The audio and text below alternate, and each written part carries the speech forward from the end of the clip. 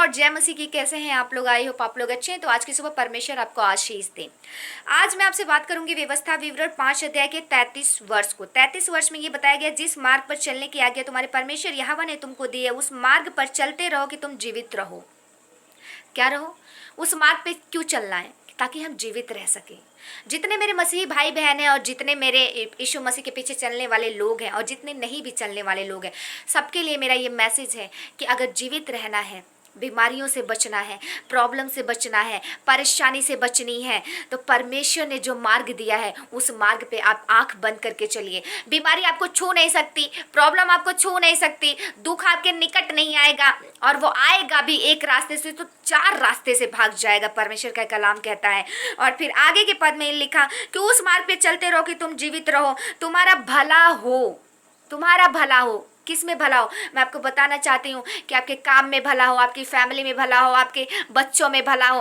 केवल परमेश्वर भलाइयाँ भलाइयाँ भलाइयाँ ही करता रहे और आपको कुछ नहीं करना है। आपको केवल परमेश्वर का जो वचन है जो मैं दे रही हूँ, अगर आपके पास बाइबल है तो आप बाइबल को पढ़िए और जो वचनों को मैं शेयर कर रही हूँ उन वचनों को समझिए और समझने के बाद उसको अपनी ज़िंदगी में लागू करने की कोशिश कीजिए और उस वचनों पे चलने की कोशिश कीजिए। अगर परमेश्वर ने कहा व्यभिचार नहीं करना है तो मेरे भाई और मेरे बहन मत करिए। अगर परमेश्वर ने कहा किसी का मर्डर नहीं करना है तो मेरे भाई और मेरे बहन मत करिए। अगर परमेश्वर ने कहा किसी को चीट नहीं करना है, धोखा नहीं देना है, तो मेरे भाई बहन मत करिए। क्योंकि परमेश्वर ने जो रास्ता आपके लिए बनाया है, जो रास्ता आपके लिए बनाया है, वो रास्ता बेस्ट है। उसमें केवल सुख है, आनंद है, आशीष है, अभिषेक है, शांति है, इतना सब कुछ, सारी आशीषें उसमें है जो रास्ता परमेश्वर ने आपको दिया है, जो पवित्र शास्त्र कहता है। फिर परमेश्वर का कलाम कहता है तुम्हारा भला हो। किस में भला हो? सब कामों में भला हो। अगर बच्चे पढ़ रहे हैं तो उसमें भला हो, अगर हस्बैंड जॉब कर रहा है तो उसमें भला हो, और अगर आप घर चला रही हैं तो आपके घर में भला हो, आपके रिश्ते में भला हो। हर जगह भलाइयाँ भलाइयाँ भलाइयाँ होती रहेगी। कब? जब हम परमेश्वर के वचन को पढ़ते हैं और मनन करते हैं और फिर उसको अपनी ज़िंदगी में जैसा लिखा होता है वैसा हम चलते हैं। जब हम ऐसा करते हैं तो सब जगह केवल भलाइयाँ भलाइयाँ दिखती हैं, क्योंकि ये मैं नहीं, ये परमेश्वर का वचन कहता है। परमेश्वर का वचन जीवित है, सामर्थी है, पवित्र है और अभिषिक्त है। वो आपके जीवन में जरूर कार्य करता है। मैं धन्यवाद करती हूँ परमेश्वर का। मैं आगे के पद में मैं आपको बताऊंगी कि और जिस देश की तुम अधिकारी होगे उसमें तुम बहुत दिनों के लिए बने रहोगे। मैं आपको बताना चाहती हूँ मेरे भाई बहन अधिकारी, कई बार हमारे बच्चे जब स्कूल जाते हैं तो वो एक मॉनिटर बना दिए जाते हैं और फिर उन्हें एक कह सकते हैं कि एक छोटा सा पद दिया जाता है, मॉनिटर पूरे क्लास को हैंडल करो, और वो करते हैं। वो एक पद है, वो एक पद है जो मिलता है बच्चों को। तो मैं बताना चाहती हूँ कि वो लाइफ टाइम वो अधिकारी बना रहेगा।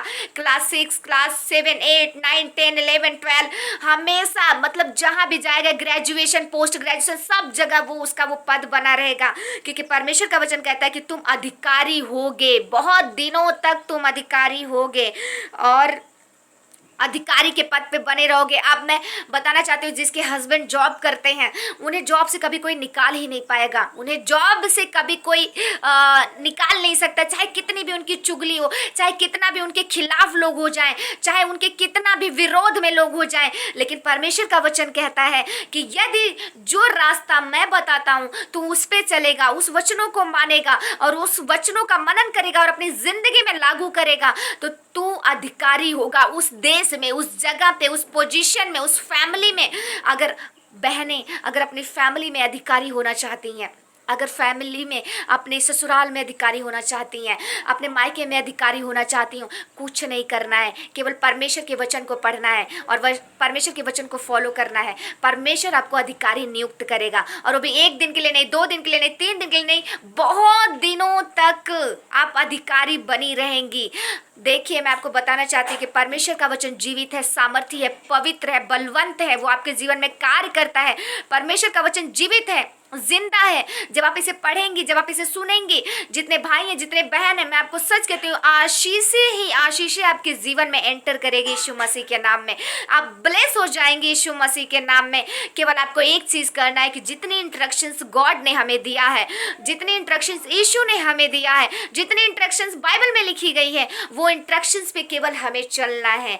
क्योंकि जो इंस्ट्रक्शंस परमेश्वर ने हमें दे दी है, वो रास्ते सरल हैं, वो रास्ते सरल है। एजरा की पुस्तक में लिखा कि मैं उपवास के साथ बैठा और मैं अपने बच्चों के लिए सरल रास्ते को मांगने लगा।